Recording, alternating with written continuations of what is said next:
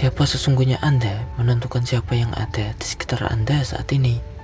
Kita mungkin bisa melihat fakta sejak bangun tidur. Saat membuka jendela, terkadang sekilas di dalam panorama ada gerombolan burung yang sejenis akan terbang bersama. Sungguh nikmat melihat pemandangan di pagi hari, sambil minum secangkir kopi dan ditemani pujian hati. Mungkin saat ini Anda mulai berpikir tentang orang-orang yang ada dalam kehidupan Anda. Dan mungkin Anda mulai bertanya pada diri sendiri, tunggu dulu, apakah benar? Lalu Anda mulai meneliti dan mungkin Anda mencocokkannya dengan masa lalu yang telah dilalui. Tidak apa-apa, itu hal wajar, karena itu sifat alami dari pikiran, membaca pikiran dengan tanggapan perasaan. Memang benar, Anda terkadang bersama orang soleh meskipun Anda tahu bahwa diri Anda bejat.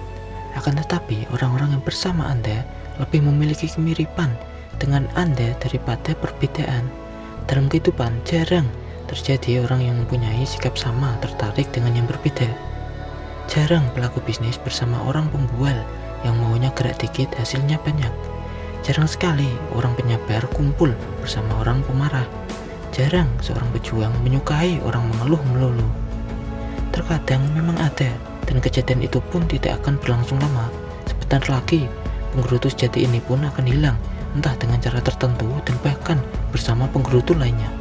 Hal ini juga dialami dalam bisnis juga. Pemimpin usaha yang malas sulit untuk mempunyai karyawan rajin, atau kalaupun ada, karyawan rajin ini akan segera cabut, angkat kaki, dan mencari peluang lain. Jika Anda pikir orang yang dekat dengan Anda orang yang semrawut, sebaiknya Anda periksa dulu diri Anda. Tanpa Anda sadari, itulah mengapa Anda sering mengalami peristiwa hubungan antar sesama yang berulang-ulang, yang membuat heran Anda sendiri. Misalnya suka berantem, di mana-mana pindah kerja berantem, dengan teman berantem, bertetangga cekcok, padahal masalah sepele. Berantem dengan pasangan lalu putus, dapat pasangan baru, dengan pasangan baru apakah damai? Berantem lagi, entah cemburu, curiga, dan lain sebagainya. Atau Anda punya karyawan yang sulit diatur, apakah salah karyawannya atau kesalahan pemimpinnya? Entah tidak tegas, kurang adil, atau kesalahan kompetensi sehingga tidak tahu bagaimana cara memimpin. Pengalaman yang tidak menyenangkan yang buruk tersebut selalu berulang lagi dan lagi tanpa disadari akan membahayakan Anda dan memfilter ke arah memisahkan. Jika kita tidak menyadarinya, maka hidup kita seakan-akan bingung, kesal, capek tanpa tahu penyebab yang buruk itu muncul didapat dan terus berulah. Hal ini disebabkan karena diri Anda sendiri. Mungkin di dalam diri Anda terdapat sifat yang kokoh, watak sejak dari kecil. Bisa juga dialami dari pengaruh lingkungan, salah didikan, sering dimarahi orang tua.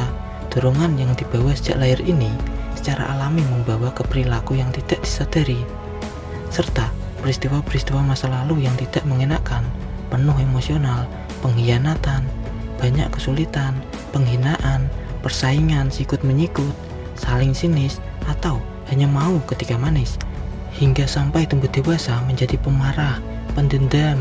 Hal ini malah makin meningkatkan kebencian pada orang lain. Sudah mulai terbayangkan kebiasaan apa yang melekat dalam dirinya.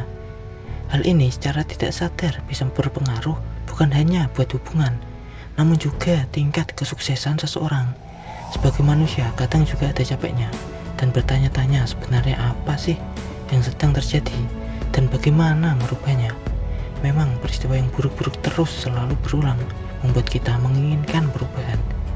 Kalau hati sudah tergores begini, maka pintu keterbukaan sudah mulai jebol, sehingga naluri manusia mulai terdorong untuk mau berubah dan mulai sadar bahwa diri sendirilah yang bertanggung jawab atas semua yang telah dipilih.